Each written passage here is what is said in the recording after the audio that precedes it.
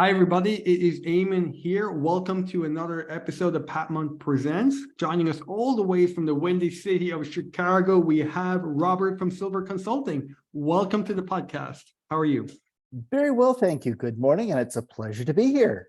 You're very welcome. Great to have you. And those who are listening in and maybe who are not familiar, can you give us a quick download, a quick overview of what you do at Sylver Consulting, how you help people and businesses, and so on and so forth?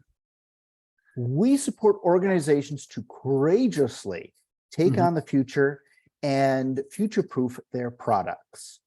Now, that sounds really fancy for what some organizations do, but we take it to heart. One is that we help our clients identify what are some of the obstacles for their organization and what are some of the obstacles for their success and how they define success.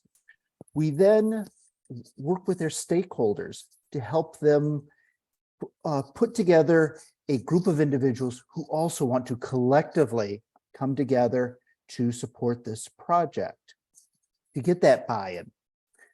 Then we work with, we use market research to help gather what that information they need from the marketplace. And that may be doing interviews, it may be doing some secondary research, it may be doing survey research.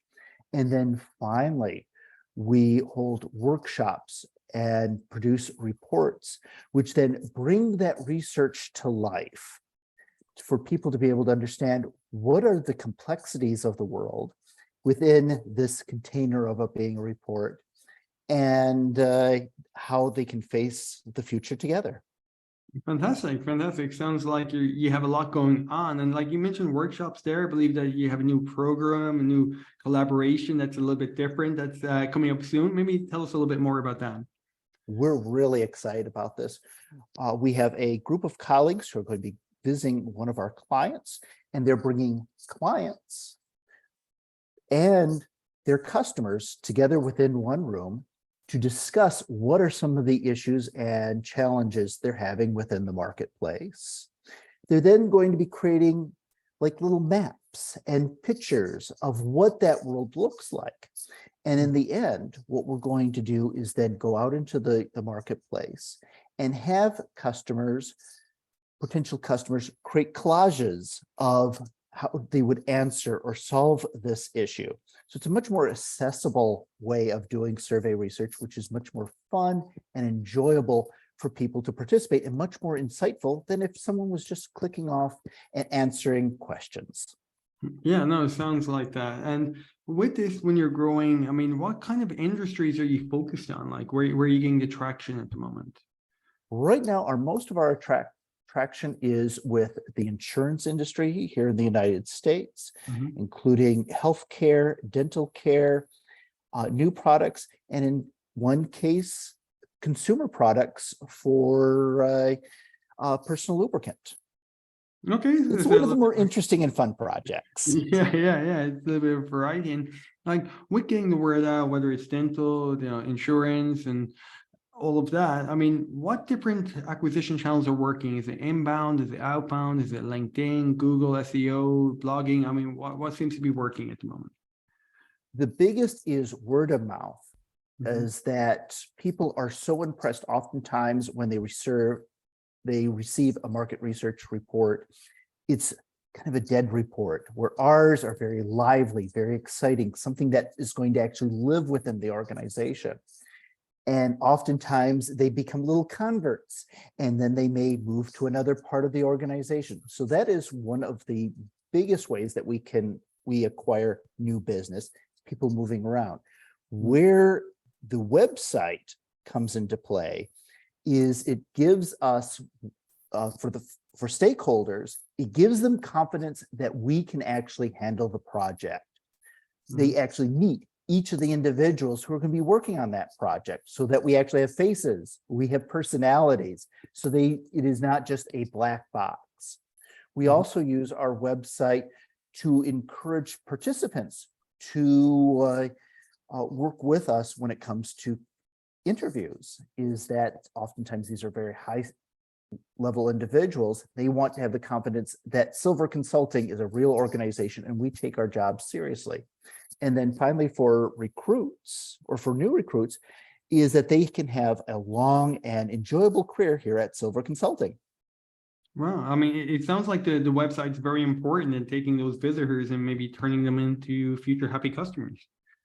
Yes, it is extraordinarily important, especially for an organization our size, is that for many organizations, they have immediate brand recognition.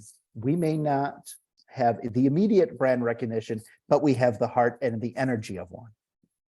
I like that. I like that.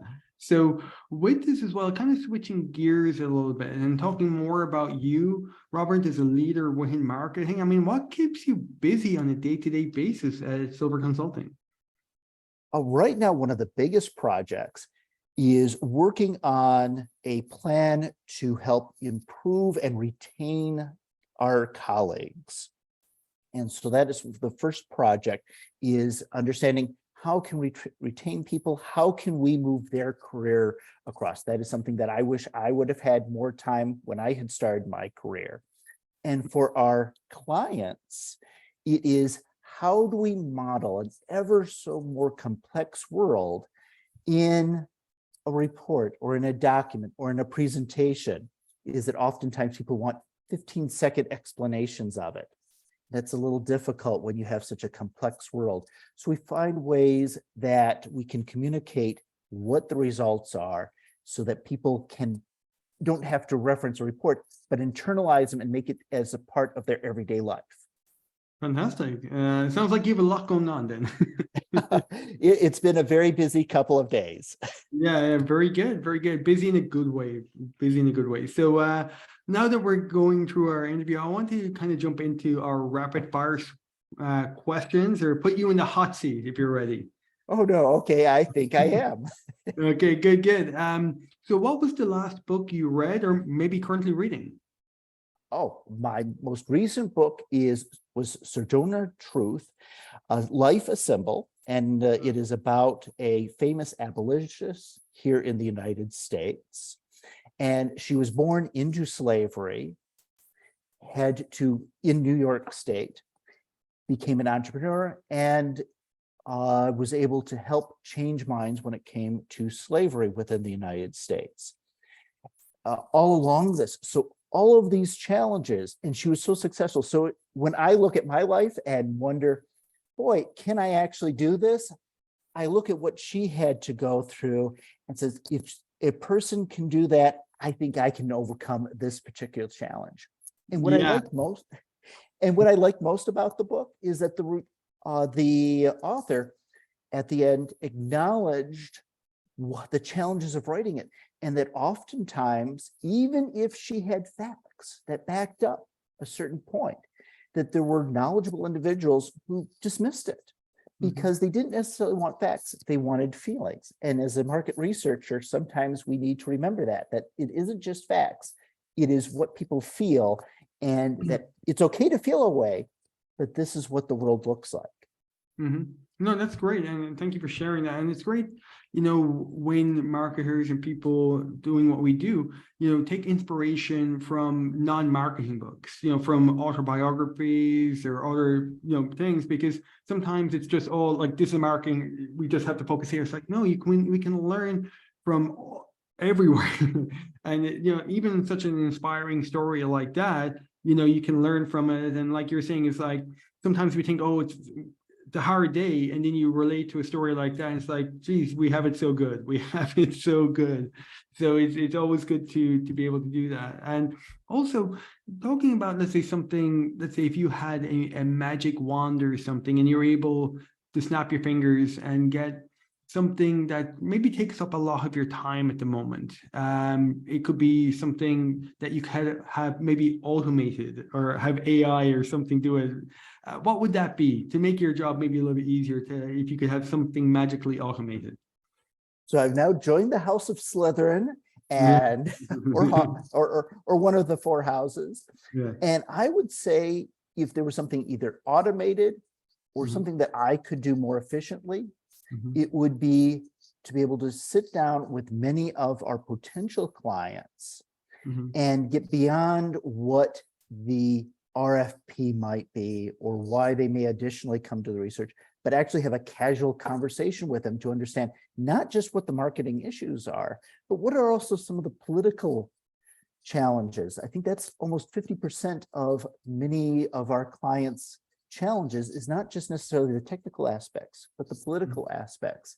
And to be able to have that casual conversation to learn more about it so that when we're working with them and with their stakeholders, that we can take that into consideration and appreciate what their company is going through.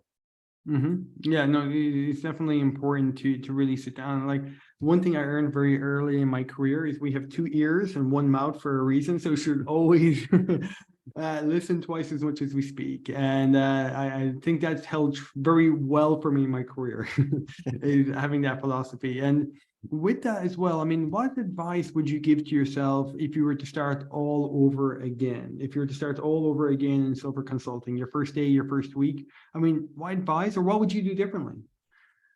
I would say if I could talk to my former self, it Mm. is be able to learn more of the aspects of market research, to be actually be able to dive into the different parts of it. Because when you're working with a client, Mhm. is that if you understand what are some of the tools as they're talking to you about their marketing management issues, is that in the back of your head, you can understand, well, what in my toolbox might be able to help answer those marketing management questions the most effectively within some of the constraints.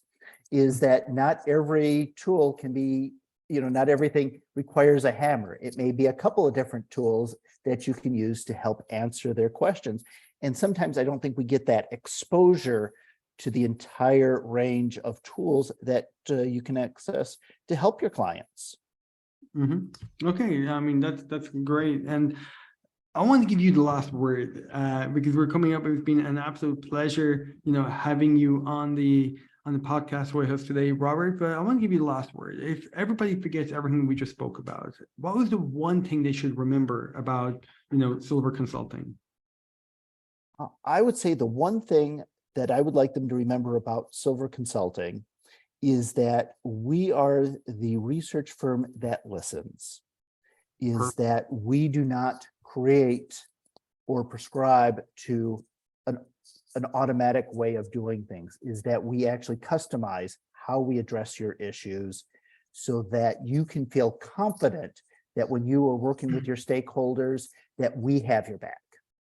Fantastic. Well, definitely, I can't say anything more than that. So if you want to find out a little bit more, definitely check out, sylverconsulting.com, and you can get fully updated there. So it's been an absolute pleasure having you on with us today, Robert. I look forward to hearing more exciting things, I'm sure, in the future from Sylver Consulting. And that's it, folks, for today. I look forward to seeing everybody on the next episode of Pat Monk Presents. So I'm sure for myself and Robert, all the best, and bye-bye.